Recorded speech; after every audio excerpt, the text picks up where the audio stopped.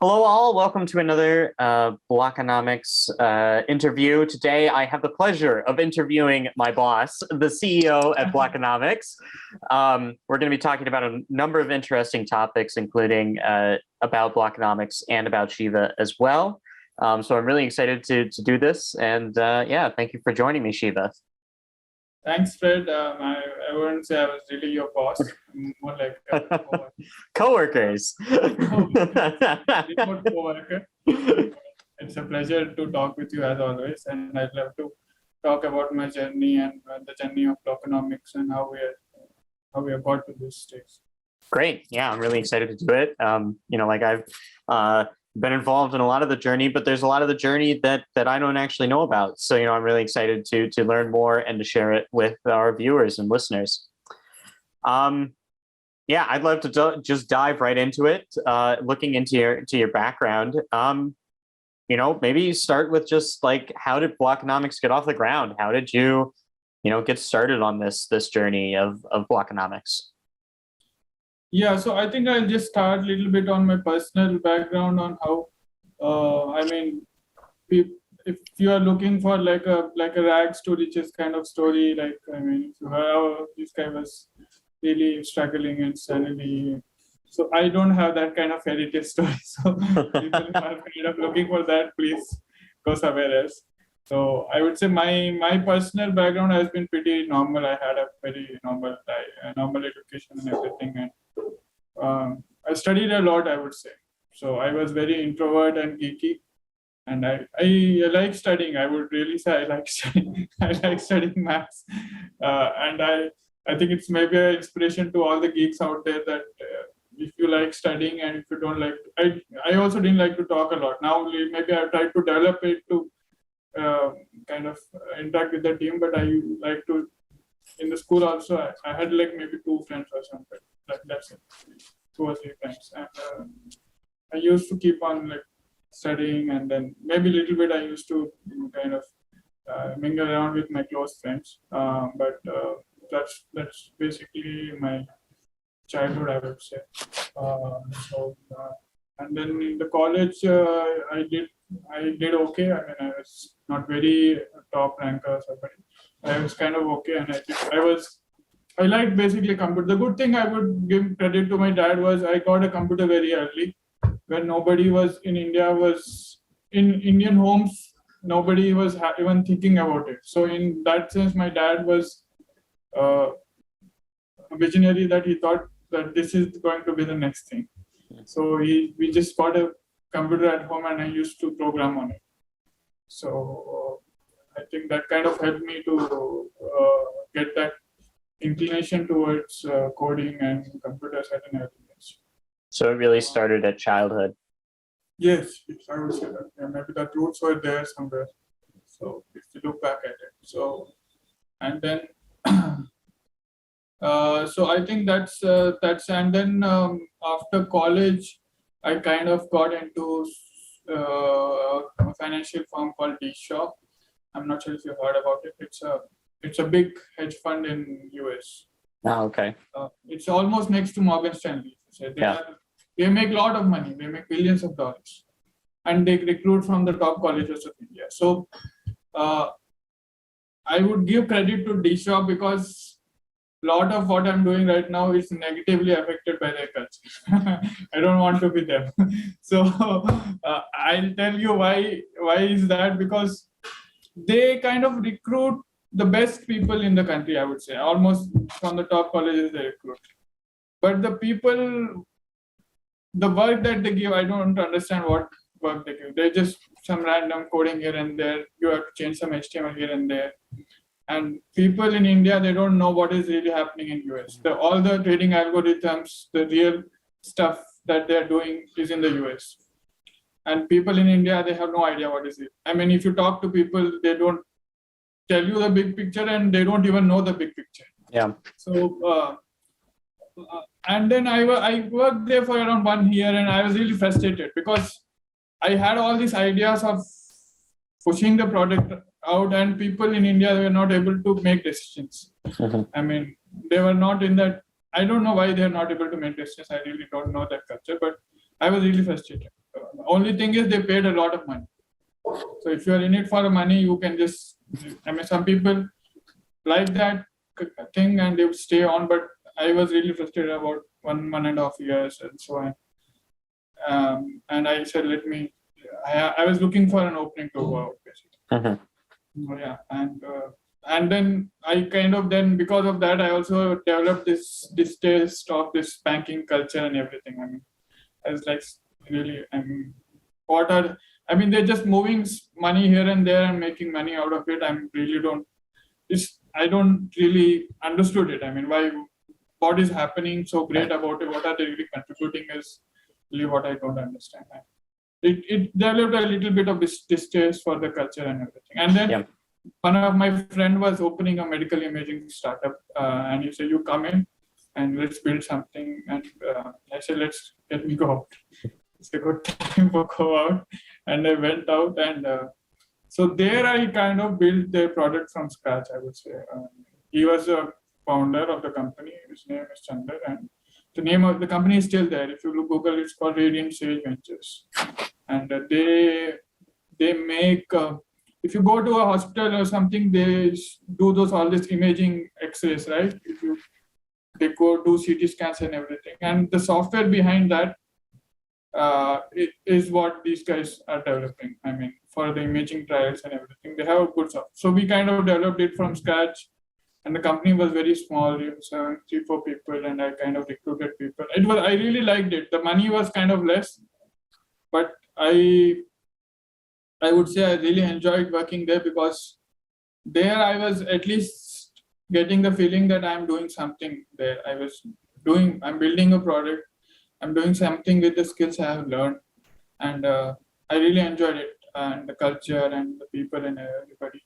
But I was worked there for around 2 years or so in that company. And then I think after that, I kind of switched here and there little bit jobs. And I went to Singapore for around 1 year or so. And there I joined a company called Exilion. That also is a very good company. I would say they have a very good team, and they are very dedicated. They're developing a file sharing solution for enterprises. And I learned a lot of things there. I mean, how enterprise software is built, how scaled system is getting built, and the culture was also very close-knit culture, and I was really happy staying there. So there in Singapore, I kind of heard about Bitcoin. Something is happening, something is there. And first day I kind of saw the paper and I read it I was not able to understand it in the first. I mean, obviously, nobody understands it in the first go. So I'm not a genius in this aspect. So I didn't understand it. Yeah. So, and then I kind of kept reading it for 2-3 days, just for the fun of it. And finally, I got something that this is something that's going to be different. It's going to be revolutionary. Not revolutionary, I would say. I said it's going to be different. And then because I had this distaste of banking culture and some sense of economics, I kind of connected with it. I mean, that's what I would say is, because all the people in our company, they are also very techy and very good, but they didn't have this economic link. So I would say so this thing I kind of noticed in Bitcoin, that there are a lot of technical people out there, software people, that they don't really understand, they don't really get the economics part of it. So to really understand what Bitcoin is, you have to kind of even know the economic, why money is there, why is money getting printed, and maybe you may have a distaste for the banking system also.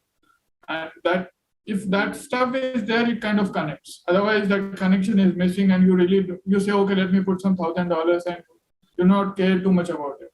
Right. So, and I'm actually, to extend on that, I'm kind of curious. So you're talking about like the finance company that you work for, the hedge fund that you work for, also I think a large part of it is the post-colonial, that's the case where, the Indians are being used to, make it easier for Western countries to send their money. And, like what kind of role did that play in creating this understanding of Bitcoin? I would say, inherently it was yours, right? Some part of it was there. I didn't like the culture that we in India, people really don't know what they're doing. Right. They just, they don't even know the big, even if they don't execute it, they don't even know what is the big picture. Yeah. So that is, yes, you're right. That part of it, and even not even these other companies at that time, even if you go to Microsoft or Amazon, they had that culture. Now the Indian teams have started picking up after this many years because the talent has pushed in. But at that time, if you joined, you were just doing some middle level work or even lower level work, which you would not be very happy in a long term, I would say. Right. Yes.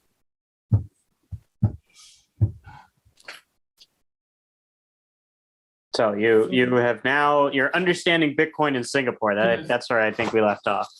Yes. So I kind of understood that it's going to be different, and I had this thing that I missed the whole Android thing. Android came in around 2012 or something. Like a lot of people, they jumped on the thing and they made some, like, even if you made a small app that is showing a notes thing, you made probably millions of dollars out of it. Yeah. People who got in very early, I would say in the first 2 years. Right. And I kind of followed it, but because I didn't get in early, I missed the whole bus. So now I thought, let me just get in early. There's nothing to lose. If you get in early, if it changes, it will change. The technology is revolutionary. So I just invested some good amount. I would not say too much money, maybe some 3,000 Singapore dollars I put in there. Yeah. I bought Bitcoin around 2014-15, I would say. Or 16, I don't remember. It was early, very early. And it kind of skyrocketed after 2 years. I kept on buying every like 3-4 months. So, and then I slowly started developing projects, slow things here and there, trying to understand and everything. And then I came back to India in around 2017, and I had some personal things to take care of. So I came back to India, and here I was working for them. And then we slowly started building this whole idea of Blockonomics. Slowly started building the product because I really don't know what to build, but I was trying to experiment with the technology because I like the technology. So that's where the whole thing started, I would say. So then what happened next? So, you've got where did you get the idea? Why e-commerce? Why payment solutions? Yeah. So, initially I would say it was not really it was not supposed to be a payment solution. It's supposed to be a financial tracker to track your funds. And I had a lot of Bitcoin addresses, and I used to keep on looking up on block explorers, like what is the balance every day. Because I was skeptical that it may go away. I don't know what happens with security, private key, and everything. So then I was trying to solve my own problem to how to track all these addresses. So I said, let me build a thing that puts in the addresses, and if there's any transaction happening, I'll get an email notification. So that's the first thing that we built. It's a financial tracker that will track your funds. And that's what we did around 2000, I would say 15, 16. Okay. When we shared that, and that kind of little bit got traction. I would maybe, if I can share Sure. the screen and show you what was the kind of the first version.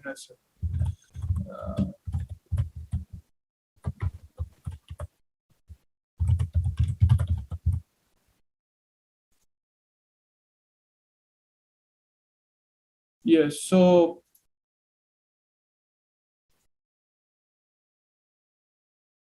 yeah. So this was the first version. It's around 2014 December 2, and it's quite very basic. And I paid a small designer in India kind of design all this stuff, and like it was just basic. It will give you notifications when anybody withdraws anything, and these are real figures. I mean, that time people were. Right. This was not more than this was not more than $100 or $200, I would say. So.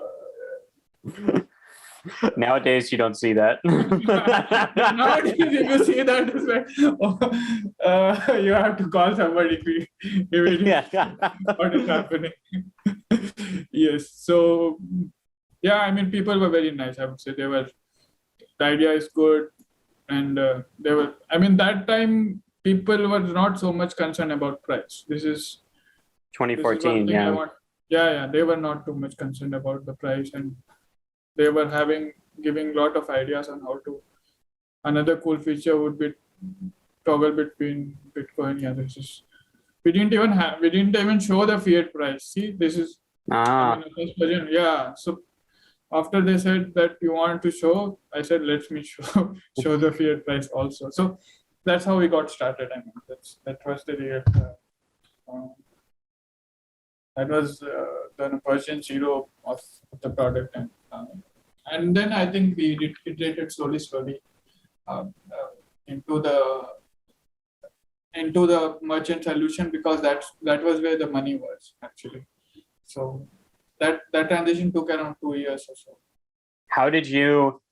Because I mean, like, thinking about entrepreneurs who might be coming in, you had an idea that you originally started with, but and you say that the money was with merchants. Yes. How did you discover that? Like what was the thought process? You said why the original Blockonomics with the wallet watching, your thought process was, I want to do this. What was it with the merchants? Yeah, so merchants, I think what happened was we were doing here and there, and we kind of had this business model that, because I as I said, I had this geek background and zero business thing. So right. I never even did any small entrepreneurship thing. And maybe there are kids nowadays, they're selling something in the college also. Even small kids are selling at least lemonade. Yeah. I never sold anything. I would frankly say I never sold anything till now. So then I had zero business thing on how to really do this. So I mean, only thing is I had this theoretical knowledge, because I keep seeing like podcasts and all this, basic interviews and all this. So I said, let me do a subscription thing. And we used to charge people like 5 to 10 USD a month, upgrade that thing. We still have that.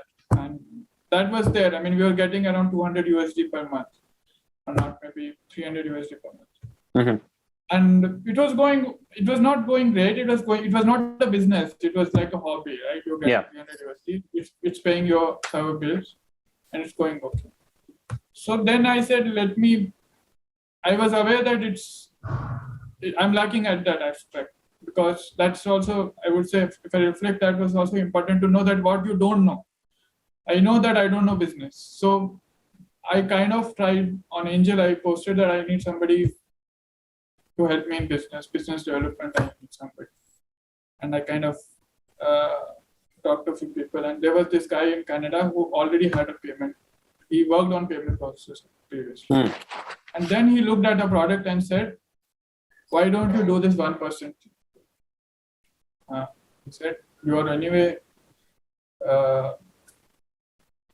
payments are going through and you are monitoring things. You should charge 1%.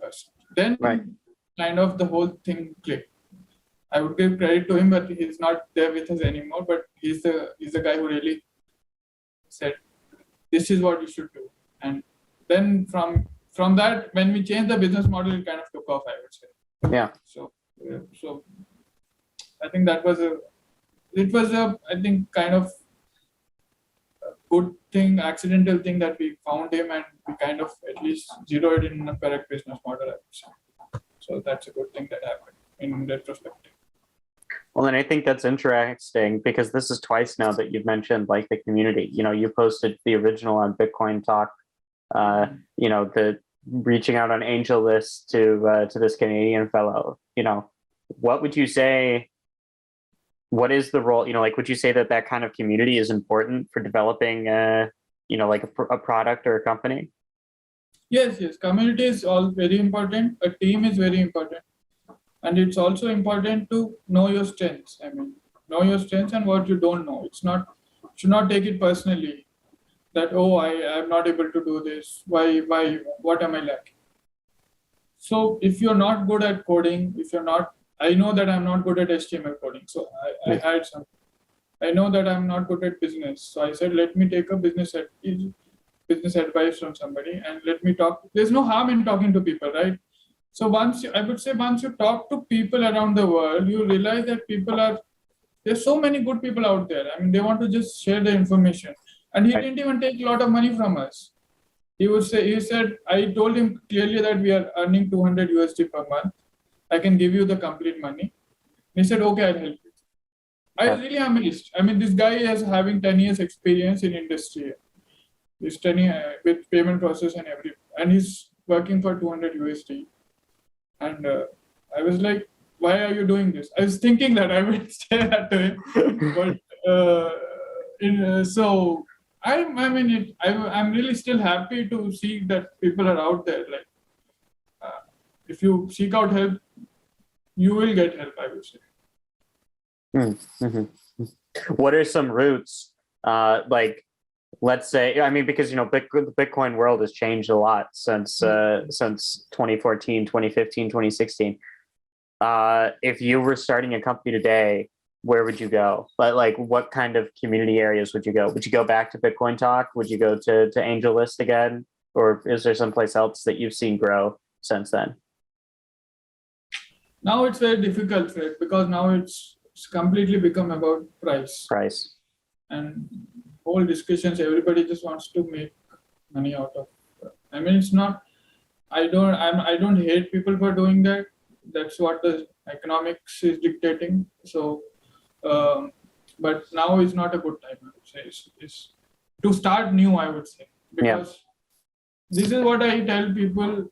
If you want to maybe take some, when a technology is new, that's the time you have to get into it, I would say. If you believe in the technology, just get into it, try it for 1 or 2 years. If you make it, you will make 100x. If you don't make it, only thing is you lose some time, and that time is also lost in learning. I would say there's nothing lost there really. Right. So if you believe that this EV thing is coming new these days, I would say electric vehicles, a lot of new. So when you see a world-changing technology, just go in. Don't think too much. Just get into it. I mean, that's a kind of maybe small advice I would like to tell people. Yeah, that's great. And I think you wrote an article a few years ago that kind of detailed this. When do you get involved in the in a new technology? And there's that sweet spot. If you get in too early, like if you get in really early, you might end up with a problem. Correct. Yeah. But if you get in after that sweet spot, then you can't make a splash. So it's interesting. Yeah. Cool. I'm also interested because like fundraising, like Blockonomics doesn't, you hear a lot about these startups that grow to a certain point and they get a whole bunch of investors. What is your take on that, on fundraising, on finding investors, on so on and so forth? Yes. So I think as a first-time founder and somebody who really has no idea about business, I think this was definitely one of the most challenging. Yeah. Because when you read the news, you say, oh, this guy's raised millions of dollars. This guy's raised billions of dollars. And some of these people who raised, they don't even have a product. Their vision has raised the money. So when you see all this, you say, I mean, it's easy if you really, I would say, at least pitch to 5-6 people, you raise something somewhere. That's what feeling you get. And that's what I was thinking when we started. Mm-hmm. And I would say when I started, I maybe pitched at least in the first year, I pitched 10 to 20 accelerators around the world, in India and everything. Yeah. I don't know why they were. The problem with them is they don't really tell you why they rejected you. So they don't really tell you. They say you're too early. There's just give some ambiguous stuff. So of course we're early. That's why we're seeking funding. So that's the thing there. So that was really frustrating because the reason it's frustrating is because you see all this news coming in from TechCrunch. Yeah. And you kind of feel that this is the only way to kind of build a company. You have to raise funds. So, I talked to a lot of people. Actually. Talked to lots of people. And I'll tell another story, like little bit, I think after 2-3 years, we had some traction going because we had a good Alexa rank and everything. If you search for Bitcoin, our name was starting to come up. And this Indian VC, they mailed me. It's not that I approached them. They mailed me. It was from that guy was from a top business school in India, and I would say at least he would understand because he's from a very good. He would understand it. So I was thinking, and then I talked to him and everything. He said, "What are you building?" I said, "I'm building this e-commerce thing, and it's a payment testing." And so he said, "Are you an exchange? How do you convert Bitcoin to INR? How do you really make money?" I said, "No, we are not an exchange. We have just these payments and we have this financial tracking and everything." I said, I talked to him about 20 minutes, and then after 20 minutes, he come back to same thing. Are you an exchange? How will you convert to? So the problem here is he's still stuck on being an exchange. All right. That's the problem is those guys are not come out of being a Bitcoin exchange because that's the only thing they've heard about. So, and I was really, I said, okay, I mean, it's not going to work, basically. So I understood after that these guys won't get it. I mean, it's somehow there are some stuff that fit very nicely into a VC model, I would say. I mean, stuff that relates to traditional banking, or even because exchanges kind of relates to a traditional banking system, right? Because you have that money coming in there. And those things, these people will get it because it's closer to their banking system. It's closer to the way they think about money. But when something is totally disruptive, they can understand it. They can really, and the problem is they still have this fear that I'm missing out on an investment. So they still want to talk to you and call you that what are you really doing? That's what I mean that because if he really didn't understand about what was his point of even talking to me. Right. But they'll still try to approach you and try to understand if maybe they're missing out on $1 billion deal. Yeah. So, but anyway, I'm happy that it kind of didn't work out. So yeah, fundraising, it was really tougher. I mean, I tried off so many accelerators. I tried so many. Every year I used to try 3-4, and then kind of I really after we started getting some money, I kind of gave up on it. Like, let's leave it. Let's go because we have enough money now. So let's go through that. So you're saying that like startups don't always need that initial investment. They don't. Yeah. They don't always need that. And the good thing about not chasing funding is you have a lot of time to think about product. Because when you are chasing funding, you are thinking, how do I pitch to these people? How do I make myself look attractive? That is a different mindset than thinking, what is my product? How do I talk to my customers? Yeah. So, but your time is limited, right? When you are a small company or just 2 people. So either you do this or you do that, right? You cannot do everything. So when you are fundraising is like, okay, it's not happening. Let me just talk to customers. My product is not looking good. Let me just clean up my product and make it better for my customers. And then when I really started talking to customers, I said, customers are much better people than investors, I would say. So I was really pleasantly surprised. I said, and they were happy to give us money also. So I said, why do we even have to bother? let's take money from customers, let's give them a better service, let's build a product, and that is really the way to go. So that kind of work in that direction. So do you have any regrets? I mean, like, Blockonomics is big, we're like one of the biggest on WordPress, but we're not BitPay big. Do you have any regrets? Do you wish that we were BitPay big? I will actually kind of share you the pitch deck, and I will show you what really happened from 2017. Okay. Let me share you. This will be very interesting to see what happened to all those people who were there in 2000. Let me show you this. Okay. Can you see? Yeah. This is the pitch deck we had in 2017. The pitch was kind of. The graphics are not very good. The proposition is simple. Mark is frustrated by lack of control of his own money and high charges by payment gateways. And this is Erin. She's a freelancer. Yeah. Yeah, and so next we have decentralized permissionless payment solution. It solves all the problems. So. It was kind of, I would say, okay. The graphics are really bad, but yeah. This we have still have. This is and then this is our business model that we kind of. So it's very interesting to see the competition out there. Who are there right now? These CoinSimple guys have vanished. Yeah. Selenium Gear have vanished. Yeah. Blockchain info, they are there, but their merchant side has gone. Right, yeah. They're doing other things. Yeah. Yeah, they're not on a merchant. So this whole thing has completely gone. Only we are there. It's us and then BitPay and Coinbase. Yeah, and these guys are there. It's like GoCoin, but they're not.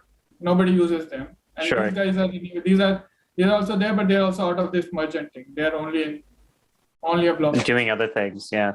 So everybody here is gone here, and then so it's very interesting to see how things change in 5 years.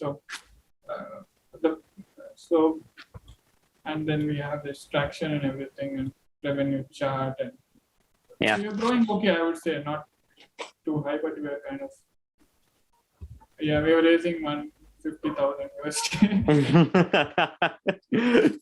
Yeah, so it's good to.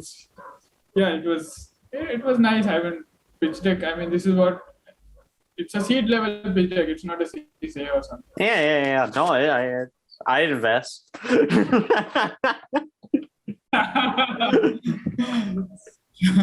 No, it's great. It's great. So Speaking of workers and like finding people and so on, I think that another interesting topic would be moving into Blockonomics is completely remote, and that was an unusual thing in 2017 and 2016. Just a few short years ago, that was very unusual. Why hire people from around the world? Why did you start looking for people, anywhere? Yes. So. It doesn't have a very big philosophical answer behind it. I will come to the point where I didn't have money in my account really. So all I had was BTC, which I bought in Singapore, I would say. And by 3 years, the value had grown. It has become 5x, 10x. So all I had was Bitcoin. So I said, I don't have money, I don't have VC funding, but I have BTC. Anybody who works for BTC, just join. So that was my whole thing. And then remote is why it's not that I didn't want to hire from India. I said anybody because I knew that the number of people worldwide having BTC is less. Yeah. So if I now further constrain myself to India, I'm limited to maybe 1 or 2 people, realistically at that time. So I said, anybody who's there who access BTC, just please show your face and talk to me. So that's how I met you, and that's how I met Shiva and all the people, and people who joined us. I have a related question for you also. That how did you agree to such a thing? Like halfway around, somebody is paying you in a currency which is unknown, and you don't even know if you'll get paid or not at the time, right? I mean, people have this apprehension that will I get my salary or not? That's also a question. Yeah, well, it was it's a lot easier when, it's like a summer internship and it's more about just, building up a resume. And what I absolutely loved as an intern, I had the title of manager of media and communications. And I was like, I can't get that title anywhere else. I'm rolling with it. The Bitcoin is an added benefit, but with that going on my resume, it's going to look good. So. So it was basically just for the experience. It was for the experience. I mean, plenty of internships, are unpaid. So, as a college student, it's a lot easier to make that decision. I wouldn't do that today, but now I know that it's, I know that it's stable. I've been working in with Blockonomics on and off for so many years now that, it's a lot different. But yeah, it's a lot easier when you're a college student personally, but. Yeah, so I think, so the remote work was a decision made out of necessity. Yeah, it was necessity due to constraints, basically. Yeah. So it's not that we had this philosophical vision of going remote or something. It was basically a necessity, and maybe I'll share you the how we hired Yuha from.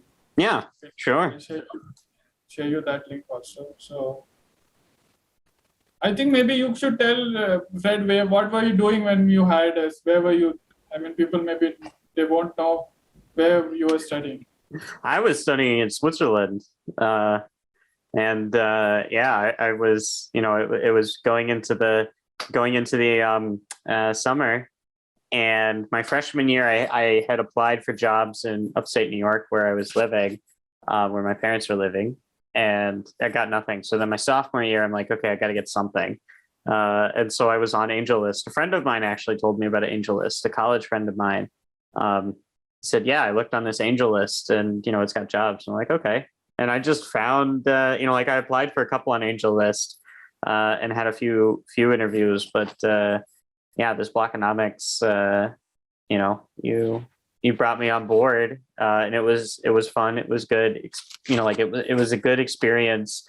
And, it was like video making is something that I always enjoyed. And so it was kind of fun because I think that was the thing that drove me the most to Blockonomics was that, I would be making these videos and really trying to jumpstart that YouTube channel back in the day. I think that was a lot of fun. And so I think that you had me make a video like at some point in the interview process or, like for the first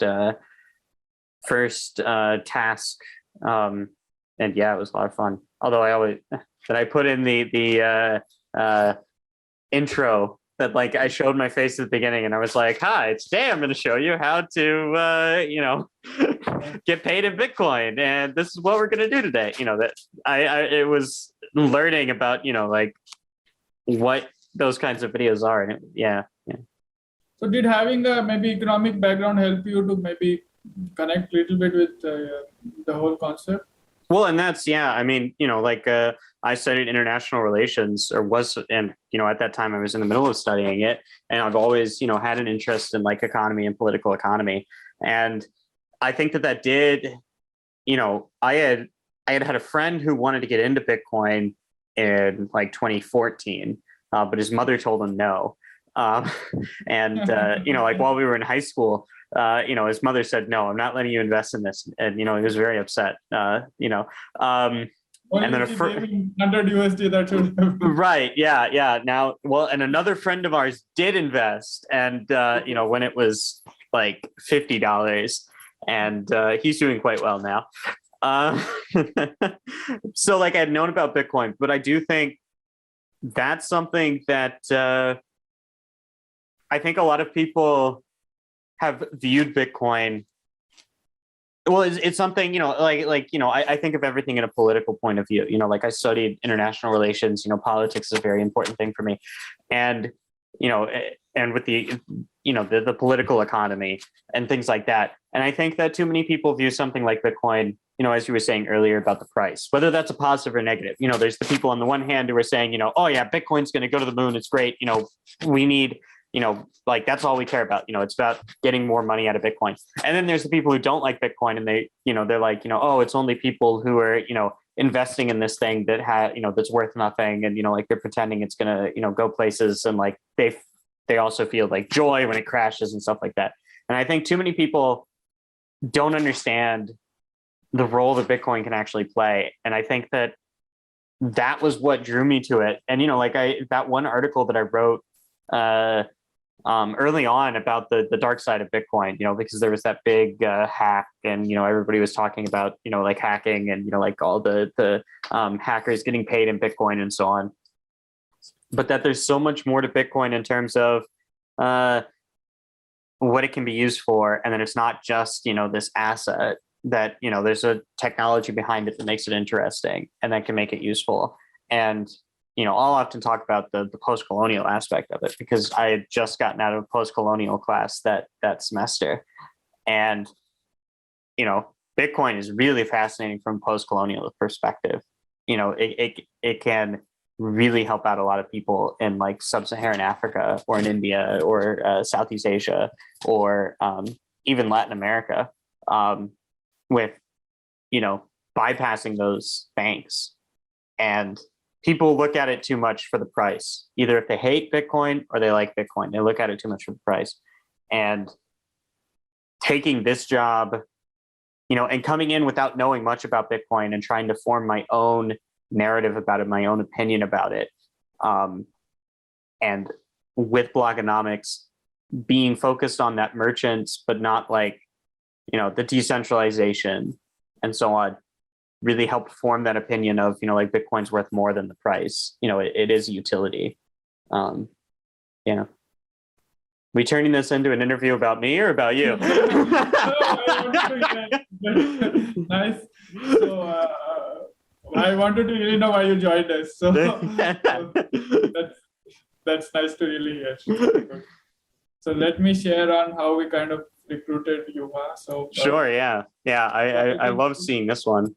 So Yuva, I think if people would not know, Yuva has been our lead developer for around 5 years now. Yeah. And so this is how I posted this on. It's around 4, but actually the date is around 4.67. Yeah, October. It had it in the right over there, October of 2017.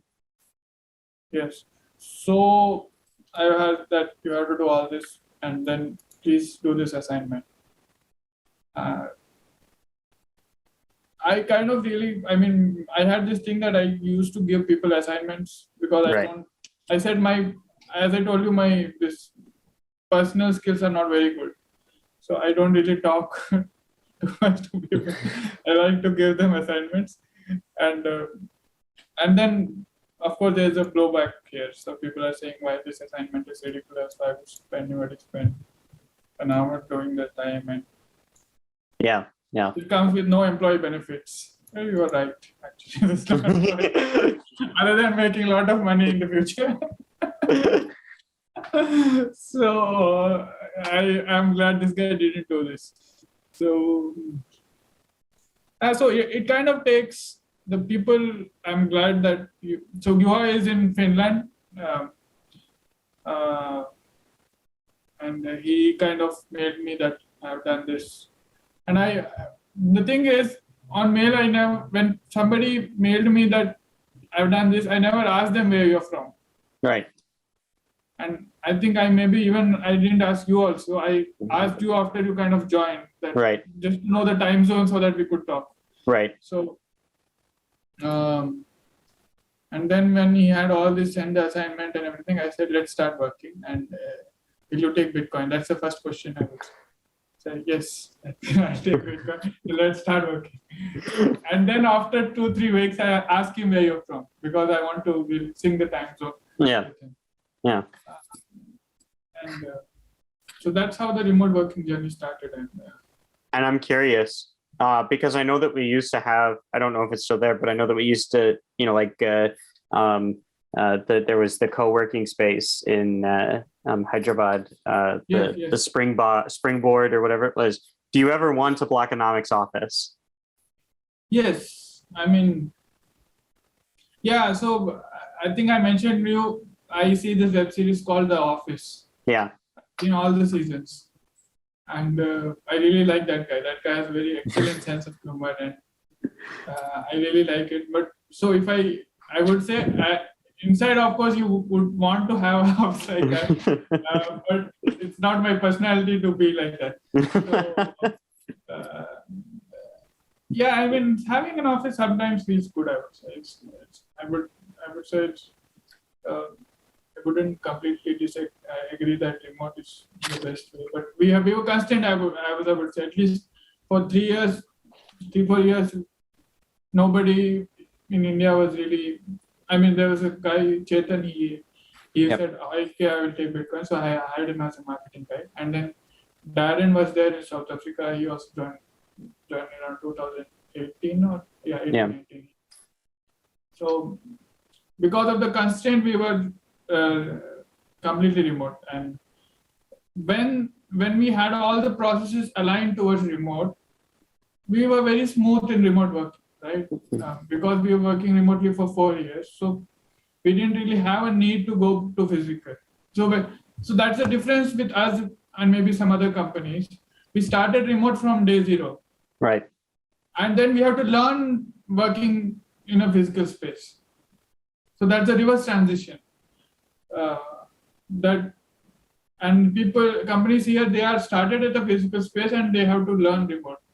So when you start completely remote, your perspective is a bit different.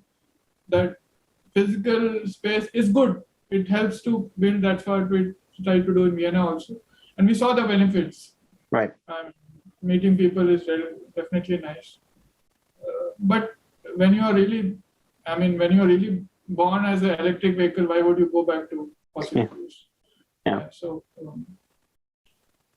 it's good to sometimes meet physically and maybe do, but I really don't miss an office. I mean, now I'm really used to it, and I've been used to remote work for 7-8 years, and this whole commuting of morning office commute, evening office commute, I would say it has freed my life. It has given me a new life. I'm not exaggerating it. Yeah. But when I think about it, the number of hours I've saved in the last 8-9 years.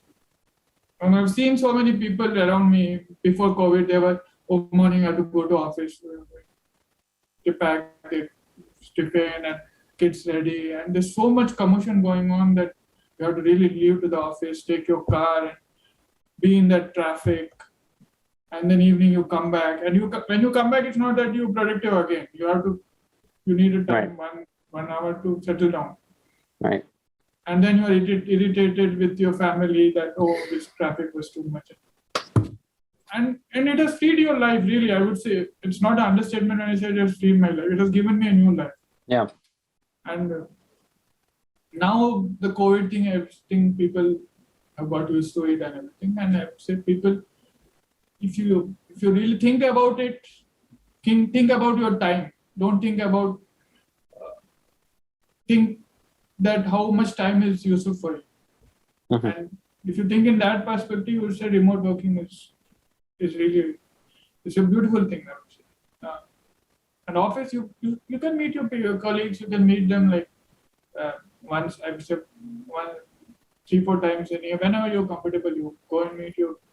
Nice to have a coffee. It's nice to have lunch with people. You can go. I meet my friends in co-working space sometimes. I said, just getting bored, staying at home. Just go and talk some stuff and come back.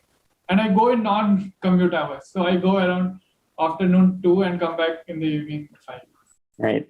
Well, traffic in Hyderabad can get pretty crazy. So it's still better than if you go to Bangalore. It's really horrible.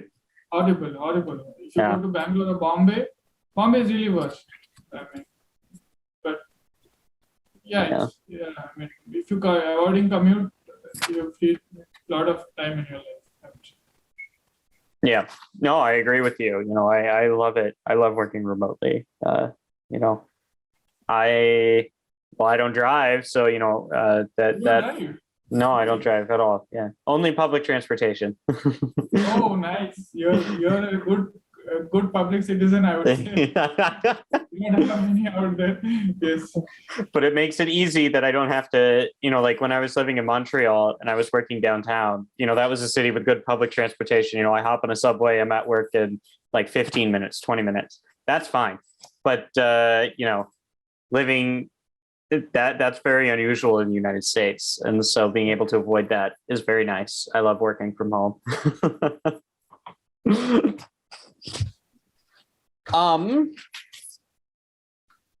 I'd love to, like I brought this up earlier, and I'd love to talk more about it. Looking through my notes, I would love to switch gears to back towards thinking about Blockonomics and less the entrepreneurial, but more about like the mission of Blockonomics and so on. And I'm curious about like I mentioned postcolonialism. I'm really curious. I want to get you talking about this, about postcolonialism and, from an Indian perspective, how you view Bitcoin and how you view Blockonomics and how it can help countries like India as we move into the future. Yeah, maybe if you can define post-colonialism, that will be a little bit Okay. easier. So like thinking with post-colonialism, we had this, obviously the West had these colonies, around the world. But then the idea with post-colonialism is even though decolonization has happened, even though all these countries are independent, they still are attached to their former colonial overlords. That they still have to go through institutions that still support these colonial overlords. Thinking about trade or banking or so on. If you want to trade between two countries, that trading is often done in U.S. dollars. That's the U.S. exerting their influence, and so like it's. Even though we are decolonized, even though, Britain can't directly rule India, there's still a lot of these holdovers of colonial imperialist influence that benefit the imperialists and that hurt the colonized. And yeah. Yeah, so I think from Indian's perspective, I'll give you a small story which happened to me, which happened not to me, it's my brother-in-law in last year. It's not very far away. He went to this upscale resort in Kerala, and it's a very high upscale resort, and he was paying the bill. He was like going there, he was paying the bill. He was sitting there, he ordered something, and it didn't come. And there's a lot of white foreigners sitting nearby, and they were getting their order. And the waiter was coming and asking them what you really need, are you comfortable? And nobody asked him. And it's not that he's paying less money, he's also paying the same money. So he really gets pissed off. I mean, he waits for half an hour or something. Yeah. And then after 1 hour, he goes in, trashes the people there, talks to the management and says, what is really happening? Why? So that kind of, when you told me this story, that kind of sets the mood about what is really happening. So the people in India, they are in this hangover, right? I mean, and due to this hangover, they're not even treating their own citizens properly. And the people who are paying same amount of money, they deserve to be treated with the same service. So the colonial thing is gone, and you guys, whatever the British foreigners or all this stuff has happened. And even if you're not doing anything to colonize now, or even if you don't have institutions, now you cannot change the mind of the people. Right. it's the thing. This thing has gone into the mind of the people. Psychological. It's more of a hangover, I would say. And it's this thing that a white foreigner race is superior to us. Yeah. A lot of people would say that it's not a correct statement, but a lot of people in India have this. It's true. Yeah. And there was another incident in Bangalore 2 years back.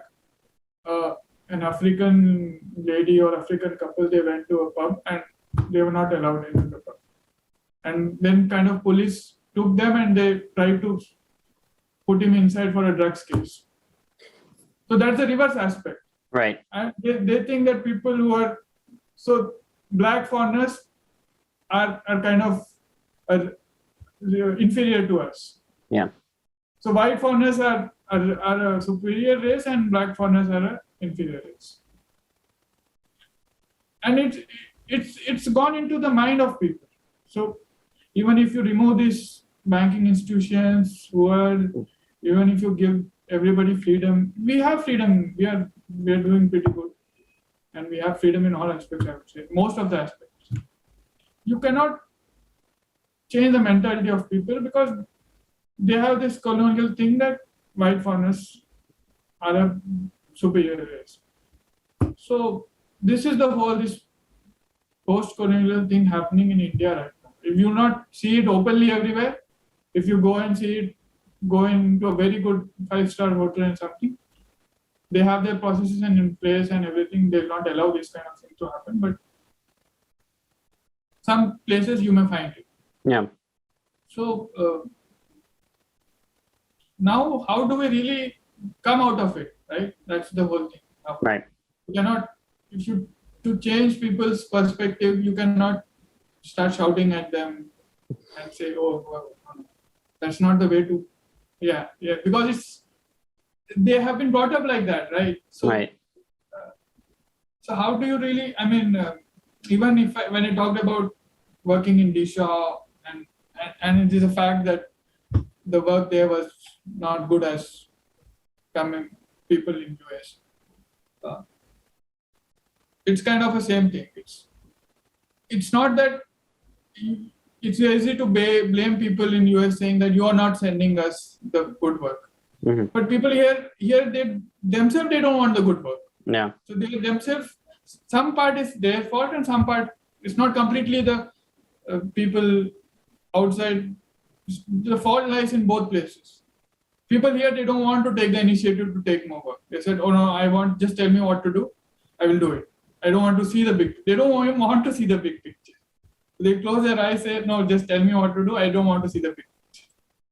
So how do you really come out of this, right? So I would say Bitcoin and this remote working, when we have this thing in Blockonomics that everybody is same, right? So right. As I said, when I recruited you, I didn't even ask you where you're from. So if I don't ask you, doesn't even factor in my recruiting. So when you have that kind of a thing that everybody, it's remote working, we don't really care where you're from, then the mindset changes, right? Then you think that this company doesn't care about race, this company doesn't care about where you're from. And then you start to think bigger that, oh no, this is something that I have to change in my mindset. Mm-hmm. So I think that remote working and both Bitcoin, it kind of helps it's a synergy in this aspect. Mm-hmm. It kind of helps to break the colonial barriers.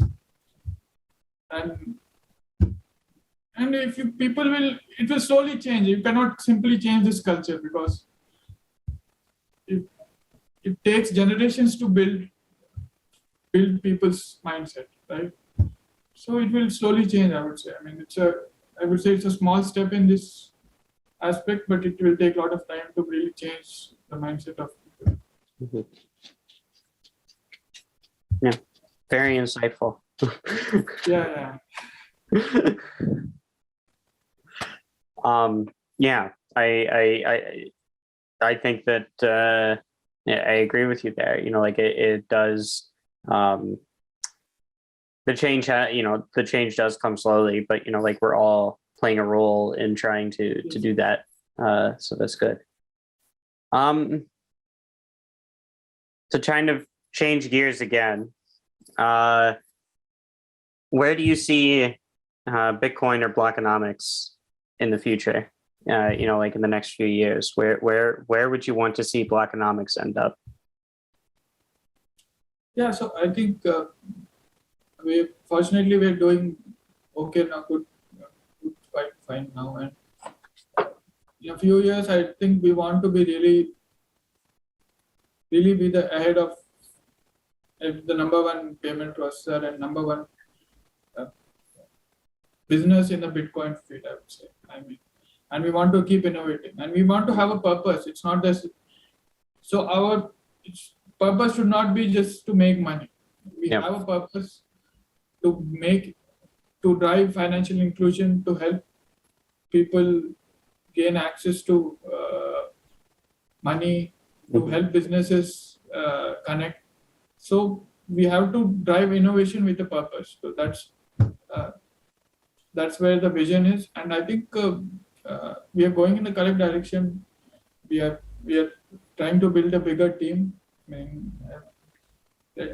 I'm trying to get more people aligned with our vision and join us. And I think if all things go, next time we'll have a 20 people meet up in the next year. Let's see how it goes. That'll be crowded. Yeah, we need a big co-working space in that. We'll need a bigger Slack. Is there anything else that I didn't ask that you want to bring up? Something that's been itching in the back of your brain that you want to talk about? Yeah, so I think I have this entrepreneur myths thing that I want to cover. Oh, yes. Okay, yeah, we got some more myths. So I have listed the myths because I know the myths. This is not a myth and I learned it the hard way. So I like to share the myths. Okay. That can help people able to get. So let's go over the myths. Yes. So I think the number one myth would be that you have to work 16, 18 hours a day. And you have to work on weekends. You have to not meet your family. You have to sleep on couches in office. And everybody will say, oh, this is how startups, this is how innovation happens. This is how products get created. This is the number one myth. Yeah.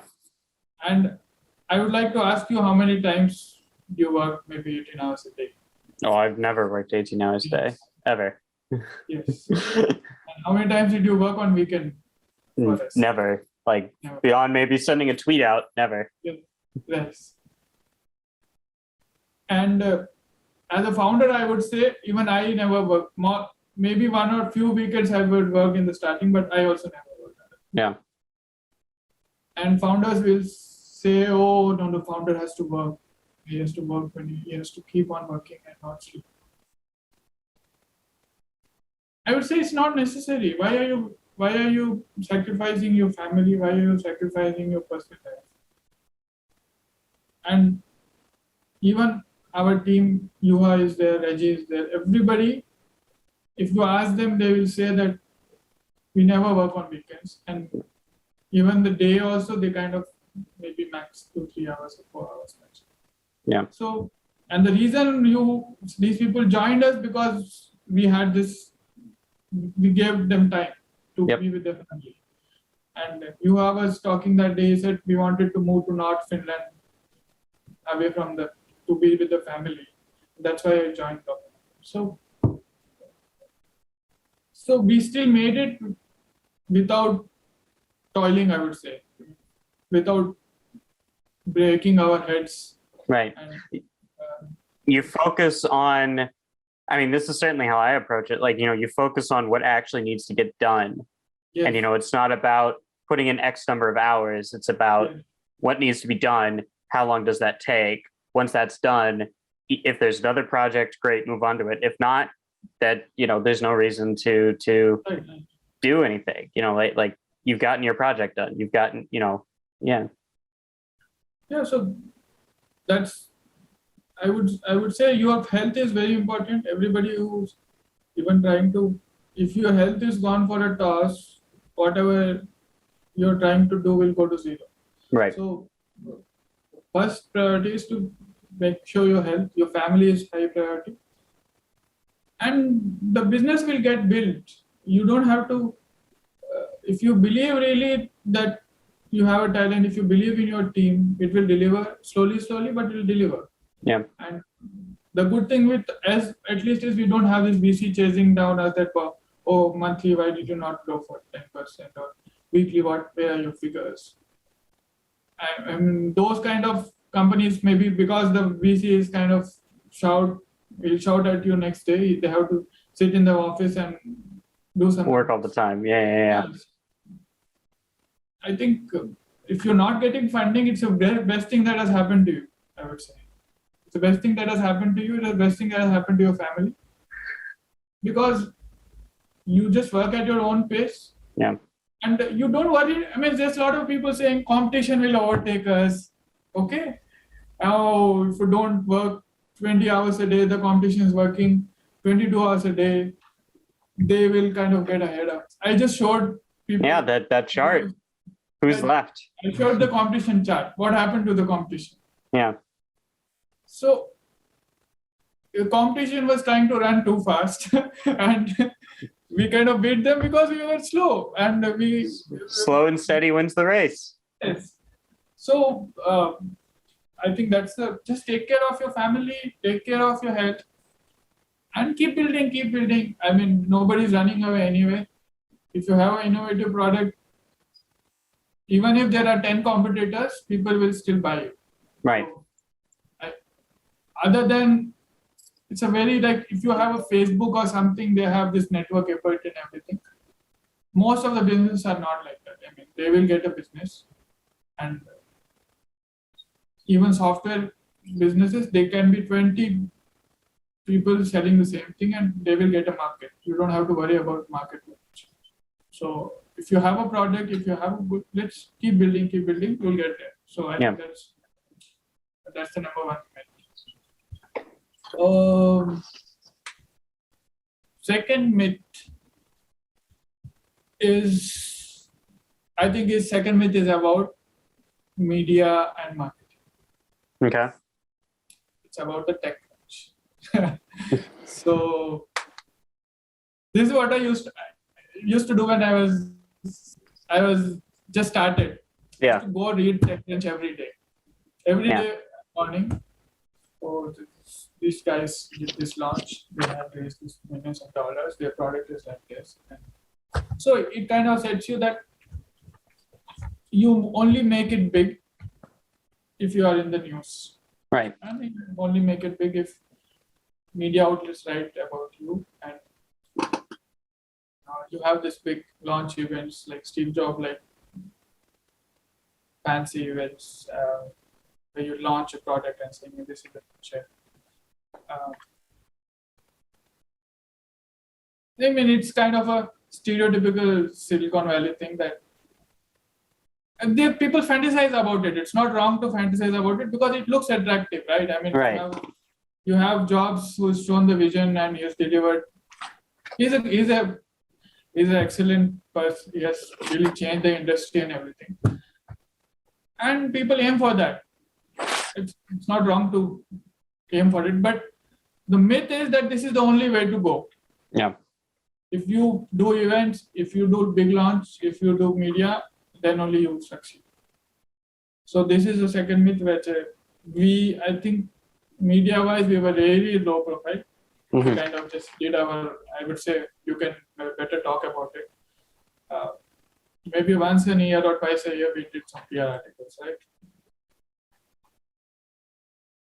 Forbes Africa. No?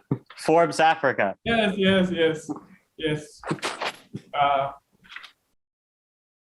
And what happened with our marketing was people took our content, right? That's what happened with us. Because we were writing something that nobody else was writing. Right?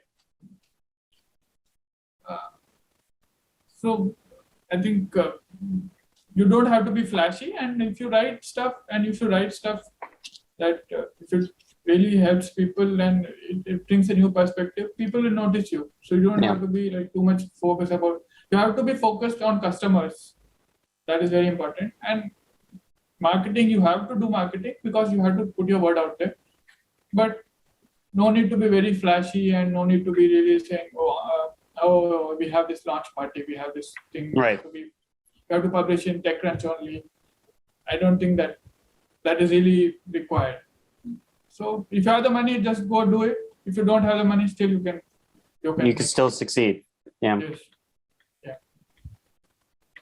So that's the number 2 myth. I think number 3 myth. Yes. Number 3 myth is also quite interesting, which this is something I hear with a lot of people. These people will say, oh no, I want to be an entrepreneur because I want to be my own boss. I don't want to work with someone. I really hate my manager. I really hate my company. I don't want to. Do you get this, Fred? Do you listen? I mean, I've heard this. Yes. Yes. Is this a thing with young people, or it doesn't matter? It's not. No. I think that this is an older thing. I mean, young people get annoyed at their managers, of course, and they don't like their managers, but they're more likely to, rather than wanting to start their own company, they want to change how management works. They want a revolution. Okay. Political revolution. Okay. Right. Okay, yeah. So now the point I'm coming to is, just think why you want to be your own boss. The reason why you don't is you don't know how to work with a team. Yeah. That is the whole core issue here. Okay, one company you didn't work, whatever, the culture was not. Second company also you said, oh no, I want to be my own. I really don't like this thing and I want. That is the worst reason to start your own company. I would say this. Mm-hmm. You're starting your own company to be your own boss, don't do it. Yeah. Because you will be the only person in that company. Yeah. Yeah, you need a team. You need a team to work with. Yeah. So the thing is, you have to build a team. So to build a team, you have to be a team player. You have to know how to work with people. Right. So if you are working good in a company with gelling with your team, you're working nicely with other people, then you come out, you are more likely to succeed. Yeah. You are in that mindset that I like working with people.